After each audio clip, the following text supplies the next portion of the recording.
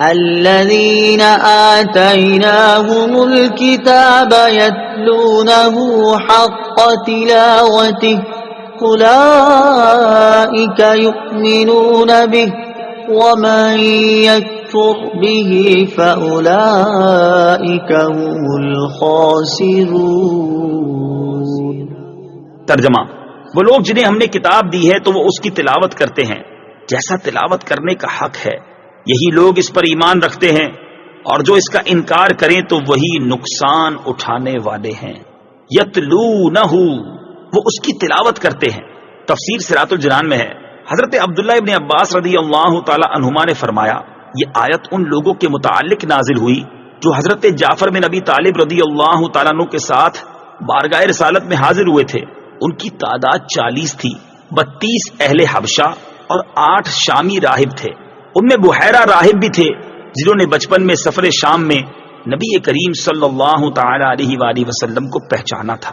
آیت کا مطلب یہ ہے کہ حقیقت میں توریت شریف پر ایمان لانے والے وہی ہیں جو اس کی تلاوت کا حق ادا کرتے ہیں اور بغیر تحریف و تبدیل کیے پڑھتے ہیں اور اس کے معنی کو سمجھتے اور مانتے ہیں، اور اس میں حضور اقدس صلی اللہ تعالی علیہ وآلہ وسلم کی نعت و صفت دیکھ کر آپ پر ایمان لاتے ہیں، اور جو حضور پر نور صلی اللہ تعالی علیہ وسلم کے منکر ہوتے ہیں وہ توریت پر ایمان نہیں رکھتے۔ قرآن مجید کے حقوق، اس سے یہ بھی معلوم ہوا کہ کتاب اللہ کے بہت سے حقوق بھی ہیں۔ قرآن کا حق یہ ہے کہ اس کی تعظیم کی جائے، اس سے محبت کی جائے، اس کی تلاوت کی جائے، اسے سمجھا جائے، اس پر ایمان رکھا جائے، اس پر عمل کیا جائے اور اسے دوسروں تک پہنچایا جائے۔ ترغیب کے لیے یہاں ہم تلاوت قرآن کے چند ظاہری اور باطنی آداب ذکر کرتے ہیں تاکہ مسلمان قرآن عظیم کی اس طرح تلاوت کریں جیسا تلاوت کرنے کا حق ہے۔ تلاوت قرآن کے ظاہری آداب۔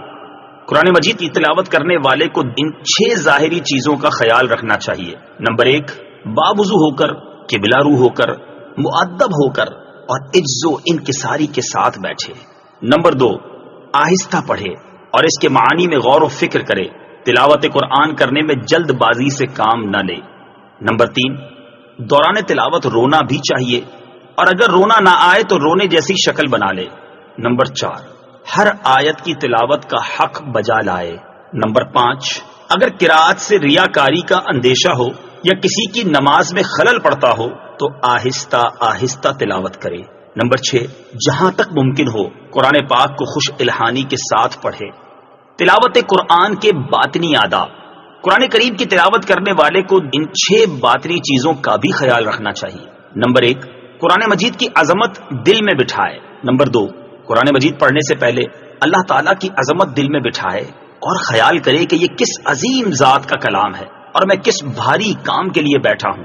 نمبر 3، قرآن کریم کی تلاوت کرتے وقت دل کو حاضر رکھے، ادھر ادھر خیال نہ کرے، برے خیالات سے دل کو آلودہ نہ کرے، اور جو بے خیالی میں پڑھ چکا اسے از سر نو توجہ سے پڑھے۔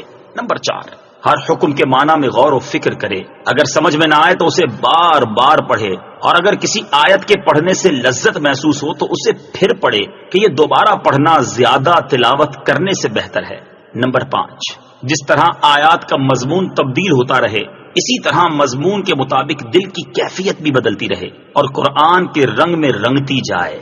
نمبر 6، قرآن مجید کی تلاوت اس طرح کرے کہ گویا یہ قرآن اللہ تعالیٰ کی بارگاہ سے سن رہا ہے اور خیال کرے کہ ابھی اس ذات کی جانب سے سن رہا ہوں۔